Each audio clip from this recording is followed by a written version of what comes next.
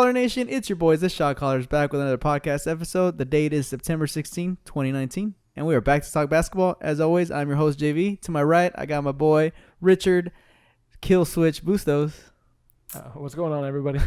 You didn't know how to react to that one. No. And on my left, I got Andre, the Enigma West. The Enigma. What's going on? That's a cool one, man. I like that one. Yeah. Reminds me of the Batman guy. Yeah. Or the Riddler. And as always, we are that back. guy's not cool, though. What? I said the Riddler's not cool, though. Damn, Richard just took that one down 2 notches. We are glad to be back. If you are listening to us on YouTube, Apple Podcasts, Anchor, Stitcher, Spotify, Anchor, Apple Podcasts, Google Podcasts, Radio.com. whatever your method of choice or method of listening is, we appreciate you being here with us this week. Mm-hmm. Richard, you want to go over our social media just for those who are unfamiliar with where they can find us? Yeah, for sure. We would really appreciate it if you guys gave us a follow at Shotcallers Show on Twitter. Instagram, we are _Shotcallers. You can find us on YouTube at the URL that you're currently on. If On you're links pointing down at them. Pointing at the links that are going to be right there. Yeah, the scroll that I have to put it right here.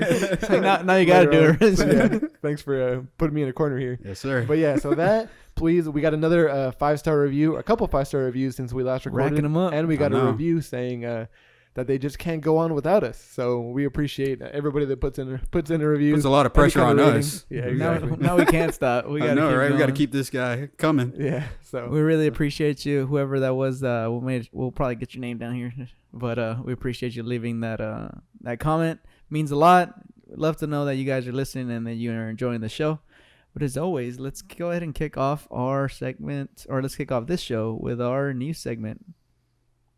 Well, we had FIBA first, right? Yeah. Let's go to FIBA. Yeah. Y'all want to go FIBA first? Let's do FIBA. Yeah, it's a good heartwarming story. The team that people weren't talking about quite as much because it wasn't as much fun to talk about as, the Argentinian team with the golden generation that just won't quit, or the Serbian team who had that highly touted matchup against USA, and USA has always dominated the news cycle because how far are they going to get? Are they going to trample all over everybody, or are they going to be disappointing? At the end of the day, I think we can agree that USA's exit without a medal is kind of disappointing. Serbia ended up beating them to capture, I think it was 5th place. Yeah, I think that it was a battle for 5th. Yeah, congratulations to the French team medaling for the second consecutive World Cup. Yep, in a row. Rudy Gobert and company were all very satisfied with that. Argentina came in second in the gold medal game, leaving Spain taking number 1. Marcus Hull winning a world championship and a world championship in the same season. Yeah. Which is the dual champion. Yeah, the only person who's ever done that was Lamar Odom, right? I believe so. Yeah. Yeah, so that's an amazing feat. Just a summer full of celebration for that guy. Yeah. A guy who probably a couple years ago we wouldn't think we'd be talking about as being a 2-time champion. Yeah, he's getting up there too. He pretty much cemented his place in the Hall of Fame with this win. Oh yeah, definitely. We all knew what he could do on the court, but I think him just being stuck in that team in Memphis and post grit and grind, you really thought what is this the end for Marcus Gasol? Especially after the injuries last season, man. It looked like things were on the downward trend for him, but to see him turn around and have a year like this year, that's about as good as it gets, huh? Yeah, because he stretched out to 3 that first season that Fizdale took over and was looking really nice. We're like, oh, this guy's kind of reinventing it. Defensive Player of the Year candidate multiple years. And then his shot kind of started to wane away. It looked like he wasn't really trying as hard. He kind of had statements saying it's hard to be motivated year in and year out. Is this where he wants to be? Is he going to be on the outs? Is Conley going to be on the outs? And then he does get traded to a good organization, Toronto Raptors, world-class contender. Yeah, exactly. And can really see what that presence, even if he seems scared to shoot at times, like maddeningly so for people that like the Raptors. But to have it all gel and come all together in a storybook way like this, that's pretty crazy. And it's really awesome to see for somebody that is a high character like him. So, really great. It just kind of tells you how far-reaching Masai Ujiri's decision-making, went. Yeah. He changed a lot of players' lives, but, I mean, Marcus Hull in particular.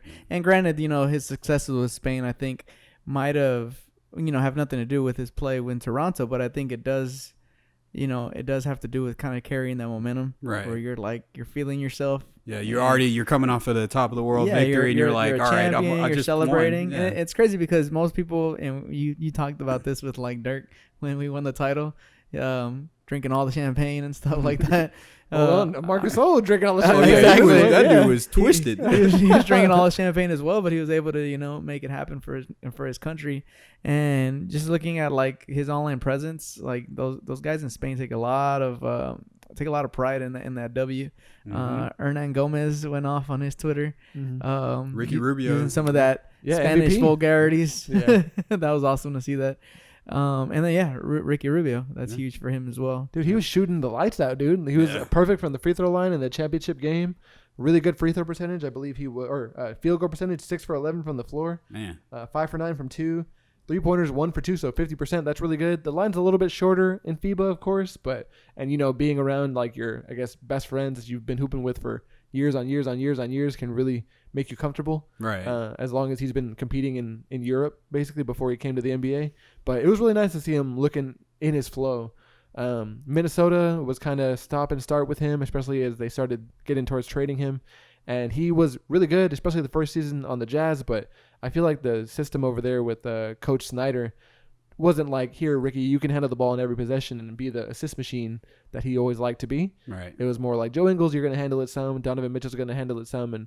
And Ricky, you'll be off ball some. But I'm thinking coming off of a performance like this, I think he'll come in hot to start the season and give the Suns a little bit of a spark to start with. Even though he's a little older, you can still benefit from playing well all through the summer and staying in shape. Yeah, and not to go too deep into that, but like the Suns' biggest issue was they needed a good facilitator that wasn't Devin Booker. So this should be a good position for Ricky, and I think this championship will help, carry that momentum, as we were saying with Mark and Saul, over to the regular season. Yeah, because a lot of these dudes that are playing in the NBA in the first month or whatever, they're probably not in shape. Ricky will be in shape. They're good to go, man. That's a little bit of an edge that he could have. So yeah, I did read an article talking about the woes of the U.S. national team, and it spoke a lot about the advantage that these other teams have. And you talked a little bit about him. He's hooped with these guys like growing entire up life, pretty much, right? yeah. And so I have a quick question, just what you guys think. Being that they have that advantage, and granted the U.S. had their B team out there, could you see it going differently if they had the A team, or do you think that we're at a point with international basketball? We talked about this several podcasts ago. If the A team was out there, would they have been able to will that win? Because even the A team doesn't have that cohesiveness. They don't play much together. Right. But could the A team have kind of willed their way to a win, or do you think we still would have seen some adversity? I think if you could simulate it like Madden style or like 2K style, you could like the U.S. would just run them over. No. You could put the A team out there, the USA's A team against a team that's grizzled and contiguous or whatever, has a lot of continuity, like France, Argentina, even Spain, like you're saying. Yeah. And if you ran it 100 times, like the A team could probably lose 10 times. But I think just the fact that a lot of those guys haven't played against a guy like Steph Curry before. Like Steph Curry has never been in the Olympics. I think he would have broke if he was in FIBA. I think he would have broken something. Yeah, because they're not using the guard neck. You got to beat him up off the ball. I don't think they play like that in FIBA. They do beat him up a little bit on the ball, but I just feel like having to stretch a guy way out there where they're not used to having to guard people. Damian Lillard, Steph Curry. Yeah, I think that'll really get him out of sorts. So. That's true. There wasn't really like a sharpshooter on the team. The number one way to beat a zone is to shoot over the zone. Yeah, exactly. You know what I mean? And there wasn't really shoot over it. Yeah, they weren't. So there was a play that got highlighted from that last game where they lost to I believe it was Serbia, where they were running. Kemba Walker had the ball. He was on ball. And they were calling from a screen. You can see Pop like calling for a screen from Jaylen Brown, and everybody's kind of all kinds of confused. So, do you think that has to do with it being Popovich's first year as coach of the USA team, or more so back to the fact that we did have the B talent? Because Jaylen Brown is young. Yeah. I feel like a more veteran player would be able to pick up on stuff like that, play a little bit smarter. And he seemed all kinds of lost. Pop's been coaching for, 20 years, maybe a little bit longer than that. Yeah. I think he's used to, calling the shots and, making the right play and things like that. But like you said, Jalen's new. Like most of the players are pretty young, at least the ones coming from Boston or the ones they had out there on the floor outside of Kemba. So yeah, I think if we had our A team there, they would have been, they're obviously our vet guys. Like they're gonna know what to do. They're gonna be paying attention to Pop. They're gonna recognize the correct play more readily so that they So you wouldn't think it's be. just Yeah, a youth thing at that it's point? 'Cause definitely an experience. that thing. was, Yeah.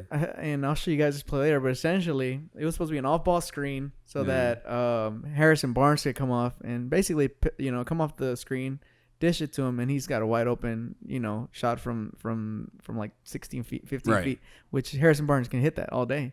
And Jaylen Brown stood there for like a good 5 Like, he just seconds. didn't and realize Kemba what Walker was is happening. like, he's being very like Very, Demonstrative. yeah, he's like, "Come on, about man, it. come set And it." Yeah. Jalen's just kind of like, what? So then, even Donovan Mitchell's like, let me get out the way so that maybe now Jalen can figure out what he needs to do. And a lot of people thought that it was Donovan Mitchell whose play broke down, but you look a little bit further and it was clearly Jalen. Jalen finally comes and sets the screen with like 5 seconds left, dude. And so the switches were all off, and then eventually Kemba just gets like swarmed in the corner, and he just has to settle throw for like something this out, yeah. awkward little fadeaway, and it just clanks. And that was at the end of the game with like less than 2 minutes left, and they're up by 2, and then they scored. I think they only had like 5 points in the last 5 minutes. Mhm. It's pretty terrible. Yeah. But I think definitely it's growing experience, pains yeah.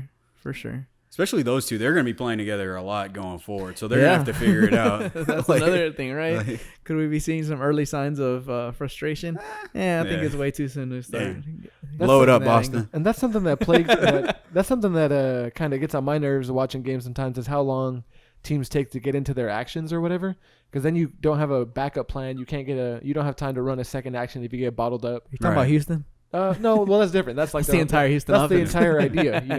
Yeah, I get you. But yeah, that's kind of what bothers me is like if you have an athletic advantage to try to beat guys in a scramble kind of situation, don't you want to have an extra 5 seconds, 6 seconds to kind of bail yourself out and have a release valve? Right. Yeah, just in exactly. case. You Right. should always have an option B, but at that point there was no option because the first it one The took too first long. one took so long. Yeah, like- that's what I'm saying. took so long, and it was just like it almost seemed like they didn't have an option B. yeah, definitely At experience. that point, I would have preferred if Kemba just ISO'd and drove. just done something, Yeah. to get a better shot. Yeah. But yeah, congrats to Spain. Congrats to all the medals teams, Argentina, France. People say America underperformed, but I mean, Pop had a statement, came out and said that's a little arrogant. Yeah. And it is because I feel like the national level is coming up It'll be fine. quite a bit. It'll be fine. There's already been speculation that the starting lineup or that the roster for next year in the Olympics is going to be a lot more loaded. Yeah. Some guys have already kind of come out and said it. So I think we'll see a lot more competitive USA team next year. There's some injuries too. I think that combined with the talent, Kuzma. Yeah. We had De'Aaron Fox go out too. Smart, Yeah. Tatum. Like it seemed like every other day you were hearing somebody tweaking something. But hey, everyone played. You got to play the games with the people you got out there. Yeah. So Yeah, and congrats I to did the like winners. that came out Yeah. from Pop too. He was like, "There's no other guys that were Yeah. supposed to have played. The guys that were supposed to have played, Right. and that's kind of where we're at. No excuses, and that's kind of the way I try to live my life. No Yeah. excuses, just accept what you did. Whatever happened. Yeah, Yeah. so- Yeah. Cool. So next we'll move on to the news. The Yeah. news this time. What do we got on deck, Rich? So what we have here is a minor note. Doesn't seem to be as big of a deal when you first read it, and it kind of has some implications that I thought of for myself. But the league changed their statement or policy as far as when a team has to announce their official starting lineup. Previous seasons in the past, you had to say LeBron wasn't playing or their starting lineup was this guy, this guy, this guy, this guy, 10 minutes before this tip-off. Now it's been changed to go back to 30 minutes. And do you guys think there's any tangible difference that this is going to make or who this might affect? I mean, it might affect me because me as a spectator, I can be like, all right, do I want to go to this game? Who's playing today? Oh, LeBron's not going to be You there. can hit StubHub a little bit hit sooner. up stuff That's a exactly little what I was early. going to Be say. like, I'm I'm taking it out of my brain. Yeah. dropping these tickets today. That's true. That's a Let's very be good all right, point yeah. because if you're thinking about going to the game, now you can make your decision 30 minutes before. You're not scrambling. If Like you I have think the- about us last yeah. year when we were deciding to go to a game and we're like, do we buy them? Do we not buy them? Do we buy them? Do we not buy them? I Right. think just knowing exactly what is in store makes that decision a little bit easier. And so I think it's good for people who are selling tickets on StubHub. Yeah, for sure. And then like just the idea of like Andre was saying, take the train down to the game, hang out outside, see if you get a good deal on StubHub. If And not, if not, go just to a bar. You got 30 minutes to go find what you're going to do next instead, right? Yeah, I exactly. think that's pretty cool. That's a good one. What's another It's also, possible? it's also good for implication? fantasy basketball players. They Yeah. can set their lineups a little bit sooner. Gambling, right? Because the NBA is gambling trying too. If you know the It's Gambling lineups, too, you know yeah. who to bet I was on. thinking Gives more you a so little bit like more time. if I got yeah. 30 minutes, I don't have to be like, oh shit, I gotta swap LeBron out. you know. But I don't know how many of our listeners out there play fantasy basketball, but if you play any kind of fantasy, that's got to be the most frustrating thing, where it's like you're scrambling Yeah, you don't know to not waste your spot. But yeah, gambling, that's huge. It makes sense. We got a couple of states adopting sports betting. I believe it was Iowa who in the month of August did $8.5 million that's a lot. in wagers. Waiters. And that equated to about 150,000 in state tax, which is huge, right? That's money that might have otherwise gone to online betting or to Vegas or something like that, somewhere outside the country. And all it was is them allowing their residents or their citizens of their state to be able to go to a local bookie and take that revenue. Yeah, keep it that within the revenue state. in state. I think it's a smart idea, and so I think that probably, like to your point, Rich, that's why they're doing that. Guys can now make their bets, have a little more time to make their bets, because if you have 10 minutes, right, people are going to hesitate to put that bet in if they don't know if a star is playing. Right. For instance, use Dallas as an example. If betting was legal here, and we got the Clippers coming in, you probably don't want to bet on the Mavericks as much, especially maybe not this year because they're so loaded. But if it turns out that Kawhi is sitting and Paul George is sitting, now you're like, oh, definitely all on the Mavs. You're likelier to put some action on it. So I definitely think that's going to impact that a lot. Dang, we went from the shot callers to calling the gambling shots. We're calling them, man. Right? I mean, Flip if it ever goes full blown, man, I am down to visit some of these prop bets, etc. These facilities. I'm glad it's not legal here, man. I might have a problem. I just like all the fun bets. You know what I mean? Like betting, whether or not Ben Simmons hits a three. Who's getting the first shot of the game? Taking the under on one. In Euro first turnover. Euro basketball, you can bet on like if they're gonna score on after this timeout immediately or not. Yeah, I'm glad you mentioned that. I'm glad you mentioned that Ben Simmons. The bet that I have with the guy from last week about Devin Booker making the All-Star game. I have a bet that he won't make a three by the All-Star break. Oh man, you're gonna lose that. Yeah, that's what you say. I'm gonna have a Ben Simmons 3-point tracker here. Hey. Like if we can get a visual, that'd be tight. But either way, I'm mentioning that. All right. How many days until the All-Star break? We'll just put a physical calender right here. Next to that's all right. Yeah. And I'll have one where how many threes has Ben Simmons hit, and it'll be more than one. You just need one. I feel like Andre's gonna have one sticky note. One. That's fine. No, but that's really cool. Like you get to halftime, even because you can do bets on first half score, total score at the half. You can bet on the halftime show. How many plates is Red Panda gonna be spinning? Oh man, you can. Yeah, exactly. How many Chihuahua puppies they bring out there on unicycles? It's crazy. There's a number of prop bets. It's crazy. I think the Super Bowl draws like the most prop bets of any. Man, a guy won like $500,000 on like. It was the Super Bowl with Denver and the Panthers. He guessed that the first score was going to be a safety, which never happens. What? And he bet a good amount of money, so he made like he made like $500,000 because the odds are ridiculously low on that. Right. And so that'd be cool, man. If there was some dumb little prop bet like that, and I was at the AAC, and they were like, "Hey, we've got 1,001 odds that the next shot is going to be that the very first play is going to be a turnover in the third quarter," and they're giving me like 100-1. I'll put $5 on it. Yeah. Ball gets turned over. Guess what? I just made $500. Those odds would be ridiculous, but an example. Yeah. I think it only make the sport more fun. Yeah, it's more fun. More people watching. Yeah. So in terms of the rest of the news, just a little tidbit that came out from I guess FIBA or International Basketball Weekend. Dirk got announced as the chairman of the FIBA Players Commission, replacing the old god here. For those of us who don't know. Oh, it's just kind of like it's a little bit like the Players Union, just a governing body that kind of that interacts with the Federal International Basketball Association or federal FIBA. Weed out the details of like tournaments. Yeah, exactly, and kind of like the competition committee, just another voice in those meetings and things like that, and kind of the face of the Players Association over there. Replacing Vlade Divac for the next 5 years. And what that kind of tells me is Dirk's retired. He's been at his house, hanging out with his kids for a long time, eating a lot of food, getting fat. All the ice cream. And his wife is like, "Get out of here. I'm tired of you being here all the time. Go get a job." That's basically what's happening. What a bum. So I thought that was pretty cool. It's worth noting. It is. Another little bit worth noting, another little tidbit regarding Dirk while we're on the subject is the Mavericks unveiled their court design for the yes. coming year, and they're actually going to have a Logo of our man right here. silhouette of Dirk next to each free throw line in the Dirk fadeaway spot with a silhouette of him. So I think that's pretty cool. I wonder how long they'll have that kind of It's an omen to him. that kind of thing going on. If it's gonna be just one season or forever, I or think until so. the next redesign, maybe so. And I mean, I would hope so, honestly, because you want to allow the next generation to kind of, start building their legacy. Yeah. And if you have that all day, it seems like they're constantly trying to fill Dirk's shoes. I don't think that's fair, personally. But this kind of got me thinking. I think that silhouette's really cool, and I personally don't like when teams jump on the bandwagon of certain things one after another. Like the alternate courts are a pretty cool idea. The Milwaukee Bucks had an alternate court. We actually have one too now. The Jazz had an alternate court. what? You haven't seen the city releases? About Ours time. actually look Thank kind of questionable, but That doesn't surprise me. But so the skyline on the alternate courts that Cleveland has, that all these players, all these teams have, I think that's kind of whack. But I think it'd be pretty cool if just kind of how Dirk has that silhouette there. If you could see a silhouette of MJ in the Hornets. no, not the Hornets in Chicago. Kind of like Well, he's Clippers already on have the a Hornets silhouette. court. I mean, kind of like the Lakers have a silhouette of Jerry West. Yeah, exactly. The Bulls are going to do anything. It's They're- the NBA Just logo. the logo. If anybody, But you know what I'm saying? We could have Steph Curry from the wing or whatever in Oakland, or we could have him on one side and the ball just shooting. And on the other side, the ball going in. Yeah. So that's I guess what I feel like people would be stretching like to try to figure out what a Who- nice silhouette is. Yeah.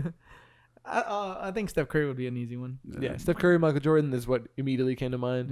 Yeah, So anyway, that's kind he's of got it on their fucking jerseys. Yeah. Yeah, speaking of JV's just talking about logos over here. That's his silhouette. I mean, what Yeah. else? I don't know what else you would do. That's literally the jump man. Yeah, I know it'd be cool. Wow. Anyway, speaking of Michael Jordan, another bit of news is Michael Jordan is selling portions of his ownership in the Charlotte Hornets this coming season or off season.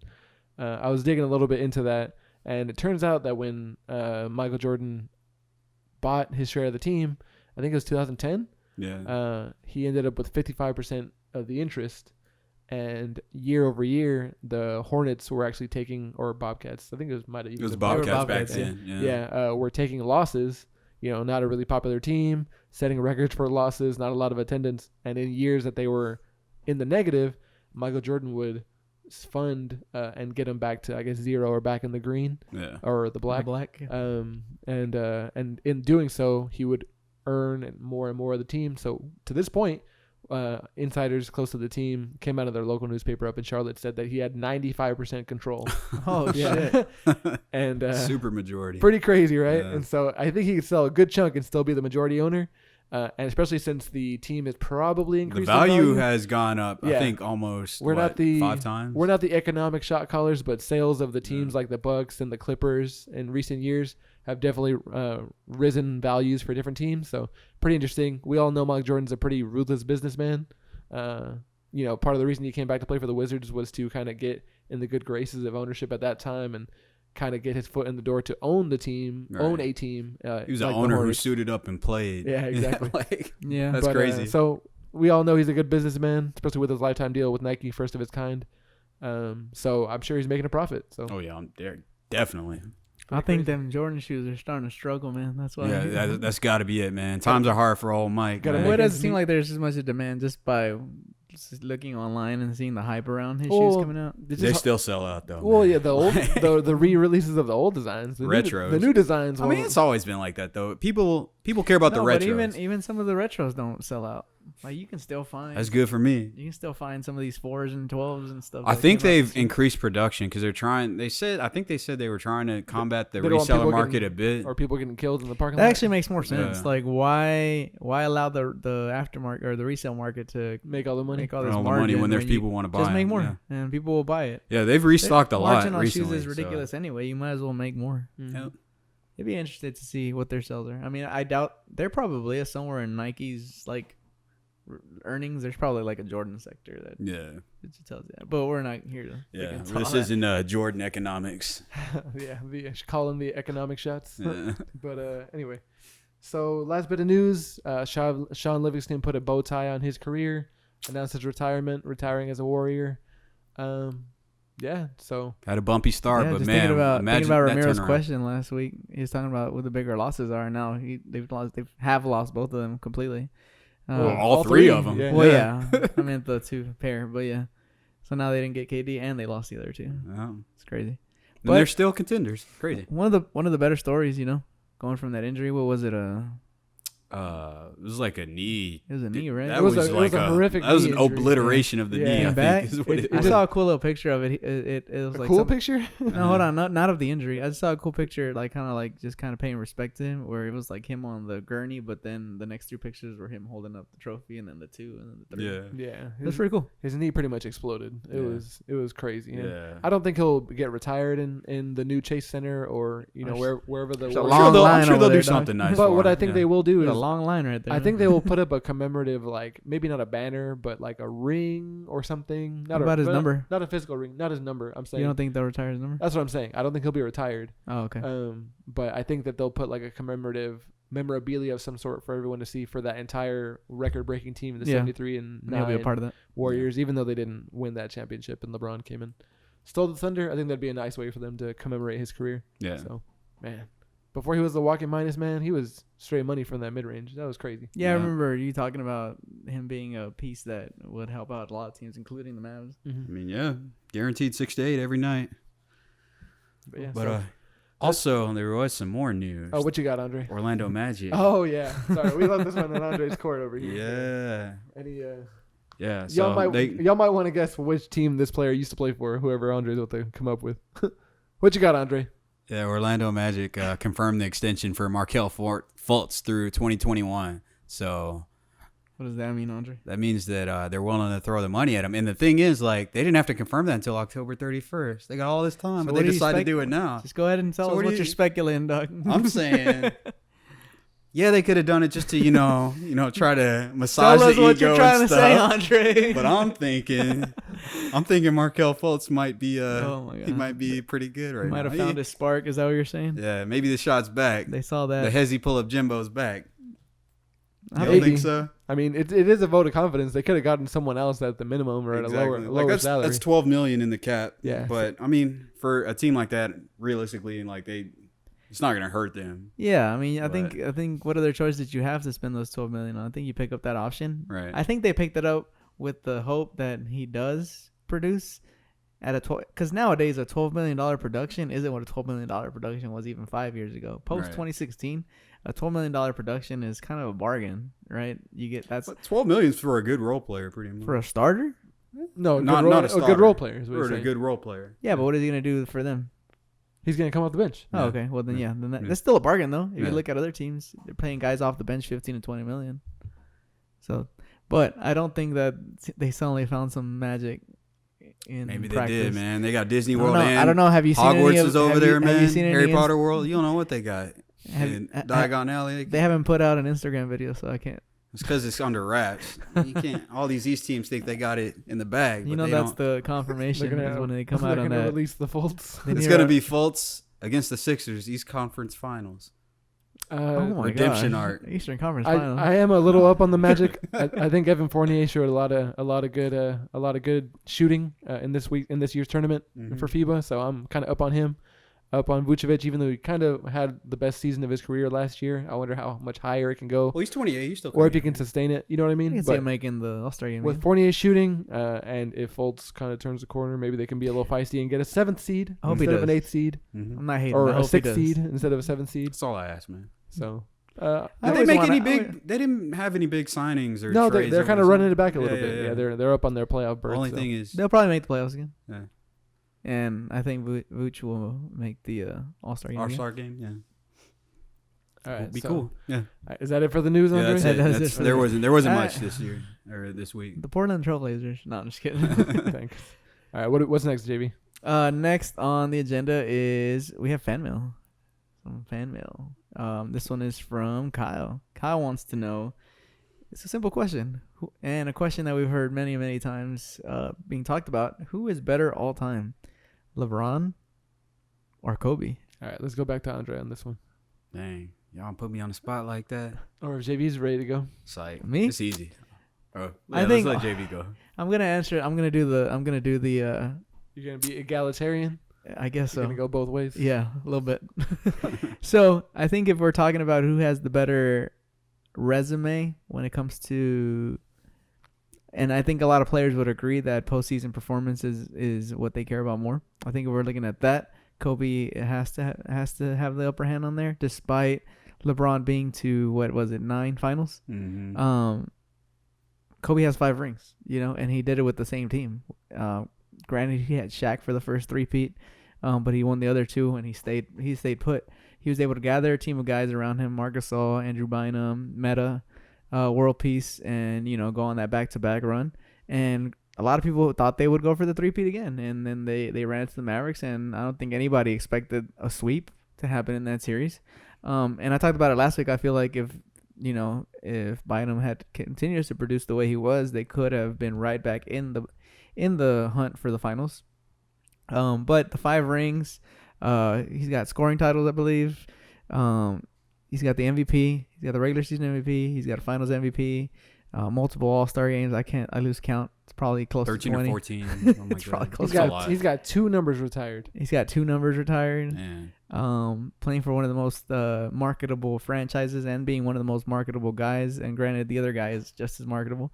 But I give it to him on that front. But as far as who has had the better career as a whole, non-postseason, it's got to be LeBron. He's got all the accolades. He's got the rings. He's done it on 2 different franchises. And I think he's just as more athletically gifted.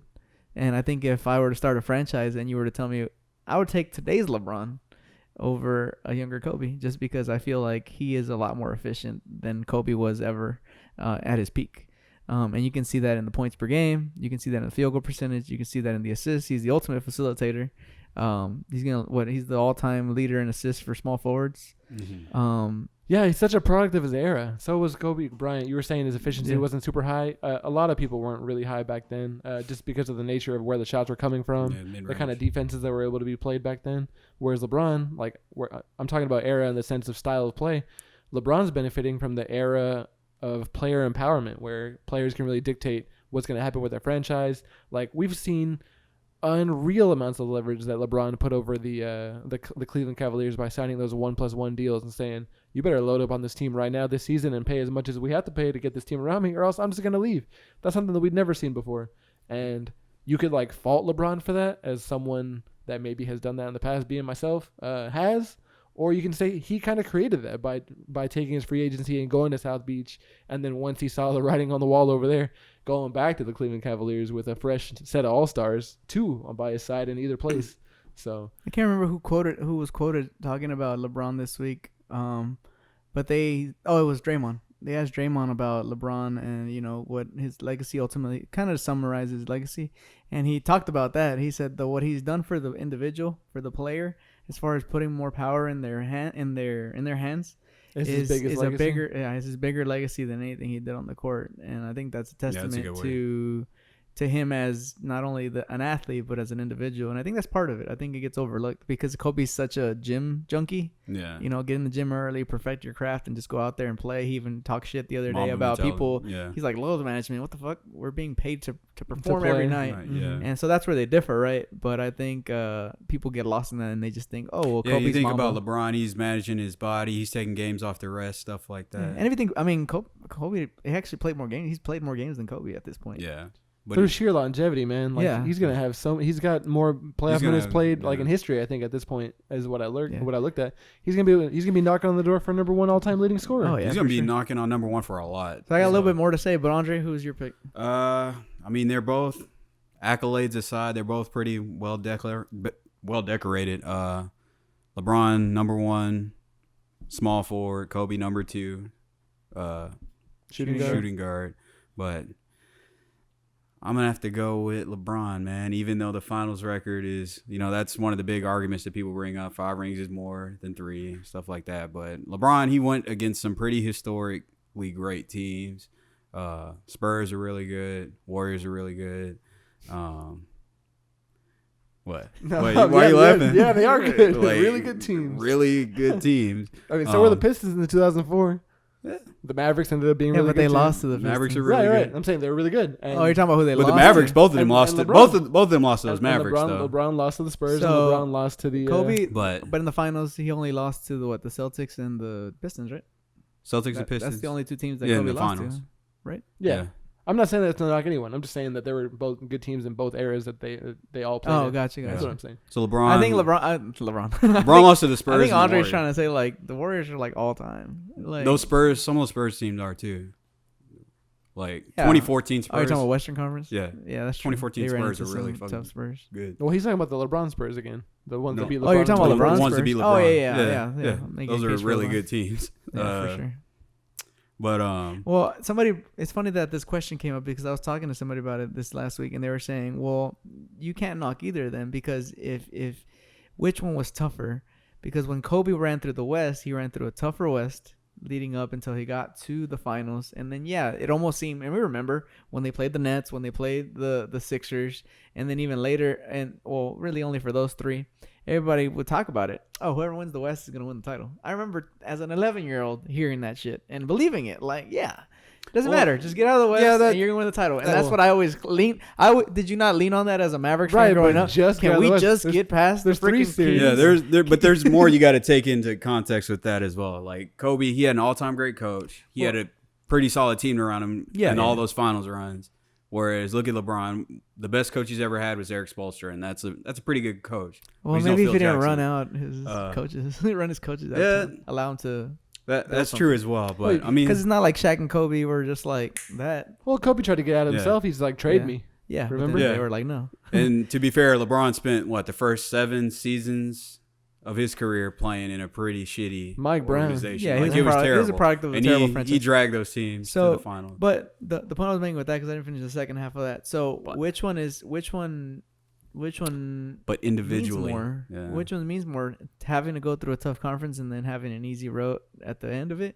Because you could argue that in the finals he had an easy. Because that's what the people always argue when we talk about Jordan versus LeBron. They're like, who did Jordan beat? Who did he beat in the finals? Oh, John Stockton and Karl Malone. That's it. Other than that, he just had easy finals every year. And that's not true because he had to run through the Bad Boy Pistons the first year he made it to the finals, and then he had to run through he had to run through a tough East. The Knicks were, and then he had an easy finals. That's fine. So, like, you can't really knock either. I hate that argument, but like, which one's tougher? Because when we would talk about LeBron, like, he made 8 straight finals, but who did he face on the way? Like, even taking into account longevity, like you spoke about LeBron's efficiency. Just as a player overall, like LeBron is just like he's just been more effective the entirety of his career. Like this is year 17 for him, and I expect him to still be like the best player. Yeah, and I think this is where ultimately I hone in on my final answer, it being LeBron, is because, and I'll use Russell Westbrook as an example, and I'll tell you why. So Russell Westbrook, what has he done that's unprecedented? Average a triple-double. 3 years in a row. 3 years in a row. Triple-doubles, right? But there's always a sacrifice when you have a stat that's a little bit more inflated. For instance, in this case, he's getting to at least 10 points, 10 rebounds, 10 assists every game. But his efficiency suffers. On ball, off ball, his efficiency is just bad. And his utilization is crazy high. Yeah. So, yes, you're going to have those stats. You're going to get to double. It's an arbitrary number. The ball, right? There's always been that discussion that double-double, triple-double is an arbitrary number because why does 10 define something special? Right. But to use him as an example is, yes, he has those triple-doubles, but his efficiency has taken a huge dip. It's like it's crazy low. Like if you look at him pre, KD leaving and even pre, it's in the 40s. So my case for LeBron using that as an example is LeBron. If you compare him to Kobe, his efficiency is the only place where Kobe was more efficient was on the free throw line, and while nearly doubling him in assists, where you would think, hey, okay, he's becoming a facilitator, that's going to take away from him, he still has more points per game. Yeah. So, like, I think the conversation will always steer back to LeBron versus MJ because I think Kobe fell out of that conversation a while back when LeBron clearly, I think LeBron and Kobe is not really fair. Yeah. I think it's always going to be LeBron MJ because those two guys are just Kobe is up there, but these two guys are on that Mount Rushmore. Yeah, these LeBron and Jordan are on the Mount Rushmore. I don't think Kobe's in that conversation, even though Kobe's still amazing. I agree with that, but how do you feel, Rich? So my answer is going to be LeBron because of the overwhelming evidence with his longevity, his totals, how healthy he's been able to be throughout his career. He's only had one defining injury, and a lot of that, I mean, some of that is like genetics. You can't really And that was like just like earlier. you can't really control that, you know what I mean? And so just like what he's done for the game of basketball, really, really great. And he's got a good championship finals pedigree and record, beating some really, really great teams. Taco Tuesday. Yeah, Taco Tuesday's going on. So I'm gonna pick him. But the one that I personally enjoy watching more, or going back and watching games of more, it's not even nostalgia or anything. It's just the what we have learned from Kobe Bryant over the years about his like drive and competitiveness and how hard he worked himself and pushed his body and tried to achieve his goals. Not that LeBron doesn't do that, but it's just a more of a fire that you can see and that jumps off the screen at you. I think I enjoy more. I think it goes back to that sheer talent versus hard work, right? It Yeah. feels like, not that LeBron doesn't work hard, but it feels like he doesn't have to. Yeah. Like he's just built to go out there. Well, and it's just that. perform. He's like he's so smart that he always sees what the right thing is every time. So it looks easy, Yeah. but it's I not. don't know about pre 2011. Yeah. Pulling up But from the that's- wing. Ugh. But Those after are that hideous loss, fadeaways. he learned how to, Yeah, back after it that. up. I think that's where he really turned the Yeah. corner, because in that 2011 final, not taking anything away from the Mavericks, but he was selling for some BS. Like, it was like, what are you doing, dog? These fadeaways, jump shots from the elbow are terrible. But Richard made a really good point right there, though. Like, when you think about LeBron's performances in the finals, there's only one that I can think of that was just like off the charts, and it's because it was a 3-1 deficit comeback, and like he had the monster block on Andre Iguodala at the end of Game 4 By James. to lock down the lead. Like, it was ridiculous, right? But outside of that, like, you think about him compared to Kobe. Like, Kobe had those moments against the Celtics. I remember when he locked down Paul Pierce, and Paul Pierce gave her the ball, like, visibly frustrated. Like, Yeah. here, take it. I can't score on and this even dude. Rich has said, man, Paul Gasol probably should have won that Finals MVP, but everybody just thinks about him shooting poorly in Game 7. Nobody thinks about how he willed them back in to win Game 6. Nobody Right. thinks about those things. But if you really sit down and watch it, it's like, dude, it was some exciting shit. Yeah. And LeBron really only has, for me at least, that's really his only iconic- has 2017. If you're going by finals, but man, some of those playoff runs, him against the Pistons and what was that? The Celtics? Yeah, and the Celtics in was it 2011? And we also have never Yeah. seen 2012. We also have never seen Kobe get mollywopped like that in the finals. The way Yeah. he did the way LeBron did against the Spurs in 2016. Well, LeBron 2015, showed up, 2015. but Dwayne Wade legs was kind of gone. Yeah? Like the rest of them were. And they were I feel like LeBron. It was that AC, man. Yeah. Dude, yeah, Yeah, but the that cramps. 2012 year when LeBron won the championship, I believe he won MVP that season, was Finals MVP of that Finals, and won the gold medal, and was second in Defensive Player of the Year. Like that was a fucking crazy year, man. Has he always been the Finals MVP in the finals he won? Yeah. Every time he's Everyone- won, it's won. been him. You know what's crazy? He almost won the MVP of the year. The first year they lost to the Warriors. Yeah, Remember? the 15. Yeah, he almost won. When That. They Andre pretty Iguodala much got gave it? it to Iggy Yeah. because of. Probably should have won that. I one. would have voted for him to win that one Yeah. if I was on the shadowy shroud of voters Yeah. in that one. So pretty Well, crazy. So I think the consensus is that LeBron, even though Kobe has the resume to be in the conversation, I think LeBron's still going. Yeah. That's So the like he thing. could get more. Like, people were talking about him winning another MVP this year. It's I ridiculous. think this might be the year for him. This will be his last one. Yeah. I don't know. I think it'll go to Anthony Davis if they have a year like they want. I agree. I think it's gonna revert a little bit back to the big men this year, because it's Yeah. duos as opposed to trios. Mm-hmm. You don't really have those wing shooters that are running around. Yeah. You got to kind of get those post plays going. Jokic, AD, Jokic, Embiid. AD, Embiid, Giannis, I Chris Stapps, like all these big men Yeah. that teams are gonna lean on. Uh-huh. It's gonna be crazy, dude. Can it, like, fast forward already? It's only But now all these About a month and a half. we're under 40 days. all these Yeah. bigs are shooting threes now. Like I know, they're stretch five. they can all shoot. All these stretch fives. for It's Embiid. crazy. Cool. Embiid can shoot a little bit. A little, yeah. We appreciate the question, Kyle. If you guys would like to send us your questions, make sure to tweet us at Shotcaller Show. Send us an email to shotcallershow@gmail.com. You can send us a message on Instagram to _shotcallers. Leave us a question in the comments on Apple We Podcasts love reading them. or in the comments below if you're watching us on YouTube. We will make sure to get to that ASAP. And like I said, don't hesitate if you've already asked a question in the past to continue to bring those questions. We appreciate you, DJ, Ramiro, Kyle. Kyle, yeah. Top That's the performers. homie. Anybody who I've forgotten, I apologize, but we appreciate every single question. Mhm. And double up on them, because if we can't get to them on the next show, we'll Get 'em on definitely the next get one. 'em Next one, after man. that. We still got got a some summer backlog. left, so Yeah. we need to fill some time. But Next once week- the NBA gets rolling, we'll have a lot of content. Yeah, I was gonna say next week Kobe versus Duncan. You want to do Kobe We're versus gonna do a little Duncan? bracket or what? Yeah.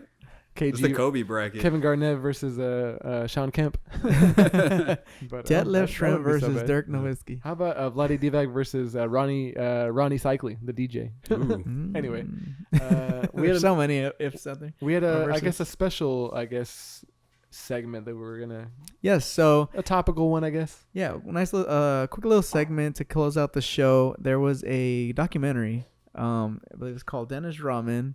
For better For or better or worse. worse, yes, documentary that just came out. It's a 30 for 30. If you guys are unfamiliar, 30 for 30 series that ESPN do, really cool documentaries. There's been previous documentaries. Really cool around, deep dives. They had Dennis stuff Rodman. on Reggie versus Reggie versus the Knicks. the state of New York, basically. yeah, and- Reggie and versus Spike the Lee. Knicks. Jordan rides the bus. That's when he retired and went Mhm. to play baseball. That was such of a cool when yeah. he was signing autographs in that little town in Missouri. Where was that? I don't know where their AAA team was. Well, he didn't even play AAA. He played AA for Chicago. But he was but in his I don't know where the Corvette team next to was. the team bus. The Oh, team yeah. bus is out in the middle of the road. Corvette was next to that, and a civilian bus was next to his Corvette, and he's just signing autographs and he hands it over to the guy in the, Oh, that's pretty in the bad. van. So Yeah. I thought that was super cool. So if you haven't seen that, I mean, that's a deep dive into Jordan's baseball days. Mhm. But this particular one, like I said, there's been other documentaries around Dennis Rodman, but I feel like this is the first one where you got really deep into because he's almost narrating it Yeah. alongside the narrator. Well, You got the clear narrator. yeah, Jamie Foxx Jamie is Foxx narrating it. narrating, yeah. And yeah, I He thought- got his family in there, his yes, sisters and I his thought that was mom, so yeah. crazy. It looked as though they were interview. It was a documentary, right? So you're gonna get a lot of interviews. Yeah. But Like a biography, pretty it much. felt as though they had almost every angle covered. They had Yeah. Dennis, they had his mom, they had his daughter, His daughter, You know, his teammates. his old second bodyguard, family. old Yeah. bodyguard. Yeah, they had a exactly. second family bodyguards. They had Isaiah on there. Isaiah Michael had Jordan a real, was on there too, yeah. It was crazy because Isaiah had a real he had an emotional moment there Yeah. where they're talking about Hey, don't spoil too much. Don't give too much away, but it talks about we all know Dennis Rodman, and if you don't know a whole lot about him, you probably at least know the antics. He had moments on the the court. wedding dress. Yeah, he had the wedding dress where he got married in a wedding dress. That was huge, made him overly popular. I didn't realize he was that big. Yeah. Yeah, they compared it to Man. Princess Diana, which I Yeah. wasn't really too familiar with. Like Princess I remember Diana, when but it happened, but I don't remember it being like that huge, like that yeah, many people. I think we were afterwards. like what 8. What? Well, I think our audience might skew a little bit younger, or just hasn't seen the documentary. Maybe they started watching, in 2010 or something like that. So Dennis Rodman was originally drafted by the Detroit Pistons, won 2 championships with the Bad Boys, ended up going to Spurs after that. the yeah. Spurs after that Yeah. for not too long. David Robinson was on his team before Tim Duncan got there. Then he gets traded to Then the he gets Bulls. traded to the Bulls and is on the second three-peat Yeah, in this 97, 72-10 team. 95, 96, 97. Yeah. And Do then you guys know that he was rebounding leader for 8 straight years? yeah, he's like I actually did he's know the that. best rebounder. And in the modern era, I don't think anybody's ever going to break his 18.66 rebounds per game. I think that was in 96. Dude, that guy just had a motor that was unreal, and then ended up leaving the league, had some troubles, and ended up back in Dallas for 1 month. Yeah. And Yeah. everyone remembers the blonde hair, the pink hair, all The sorts of green different hair, designs. just- The Bulls logo in the back of his head. Yeah. He had Looking- Bulls like fingernail. Looking paint. like a rock star, Crazy. dude. Piercings. If you guys are wondering what we're That dude talking was a about, rock like he star, said, man. if you were just a young kid back then and don't remember the wedding dress, if you don't remember the wedding dress, then Just you Google missed it. out a lot about Dennis Rodman because This that is a was the very most popular good- moment. It's a very good hour and a half Yeah, spent and, watching this. Like everybody knows those, and if you do know those moments, like you will be once they scratch under the surface, like you will be surprised to see just how much they uncover about him. Like his it's kind of like an origin story for a superhero. Yeah. When you're finding out about for instance, this Joker movie coming out, it's kind of like who is the Joker? Right. It's kind of that same thing. Who is Dennis Rodman? You get to see, Um, kind of what makes him tick, at least what they were able and to a lot uncover. of the stuff yeah. that he did starts making a lot more sense. Yeah. It's a little it's sad. got its up moments and its down moments. Like I said, Isaiah Thomas comes in, has an emotional moment. It just kind of really goes deep, and it shows you just how close these guys are. Mhm. We hear a lot about the banter between like Kevin Durant and Russell Westbrook. We hear all that bad stuff, but then we really don't get to see just how close these guys really get, Yeah. especially back then. Because I feel like back then, where there was less superstars moving around, like when you were on a team, you were really tight. Yeah. Like you hated They hated the other you team. hated the other pretty team, much, yeah. and these guys in your squad were like your brothers. So if you haven't checked that out, it is called Dennis Rodman for Better or Worse. It's on ESPN Plus. Definitely worth dishing out that sub for. But I think you can actually watch this one for free if you have any kind of cable subscription. You can watch it on their app. I don't want to give away too much, man, but there's a lot of good moments in there. Without giving it away, I think this is kind of what you wanted to get at, is like what our biggest takeaways were from the documentary.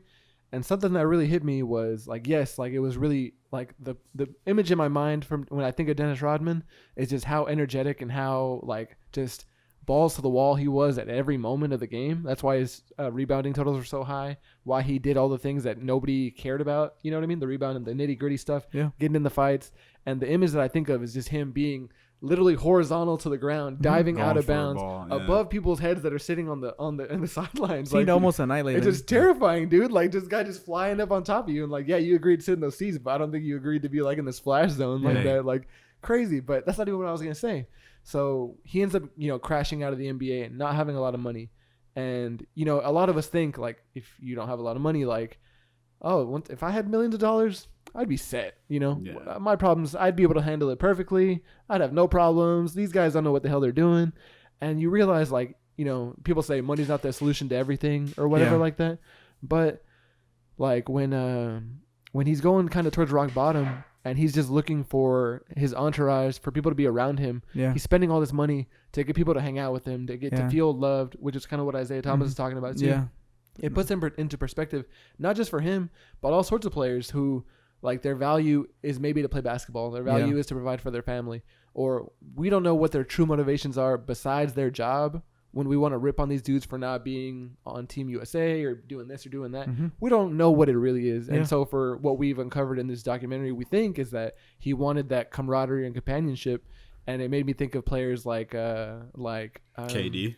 Well, Kevin Durant, but also Nick Collison, who retired from Darren Collison, who retired from the league this year to follow his religion of being a Jehovah's Witness. Yeah. And people are like, man, how are you going to let these hundreds of thousands of dollars on the table? Yeah. If that's just more important to him, like, let him be. You know what I mean? So exactly, and particularly in an era like today where things are a lot more transparent. Sorry, where things are it's Bella. Where things are a lot more transparent. And social media says a strong presence. It can be daunting, right? So we think about Dennis Rodman in that documentary and what he's going through, and obviously you don't see that as a fan.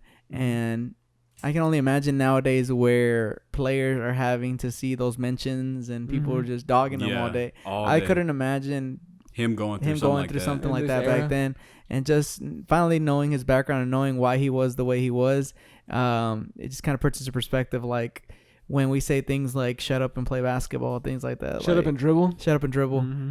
You really start to think like, these guys are human. Yeah, exactly. They do more than just play basketball. Exactly. So I got total. If you guys are out there listening and you're a Twitter troll, take it easy. Think guys. twice, man. Yeah. These dudes aren't berating everything you do. And that's in general, not just to basketball players. To people in general. You don't know what. There's another person on the other side of that. Sometimes it's a bot. But a lot of times it's a real person, and really think twice about what you're gonna say, because you just never know what makes a person tick. I was getting total vibes of like the Fresh Prince of Bel-Air when Will's dad comes back and ends up ditching him. How come he don't want me, man? Like, I feel like his life was like that, right? That's exactly what his life was. When he got traded away from the Pistons, and he didn't want to get separated from Chuck Daly. Well, Chuck Daly left. Yeah. And so he was like, I thought this. Some of his teams were business. Like, I thought this was going to be like this forever. I thought we were all going to be Detroit Pistons, and we were all going to retire together. Yeah, exactly. With that badass flag with the skulls. And that was like the first moment of where reality kind of hit him, and he was like, "This isn't how things are." This isn't. If you guys have, you will not regret it. So what, about an hour and 15? Hour and a half. But it flies. Yeah, it flies by, and it's very interesting. You won't regret it. Again, that's called Dennis Rodman for Better or Worse on ESPN. You should be able to watch it through your provider. Yeah. What'd you think of the whole Andre, the David Robinson, Dennis Rodman dynamic when he was on the Spurs? Well, what'd you get? I mean, it's like they're complete polar opposites. Like, there's no way that was gonna work out. Dennis Rodman might be the originator of dropping the mic, dude. Like, he shows up to that practice or that open gym or whatever when he becomes a Spur.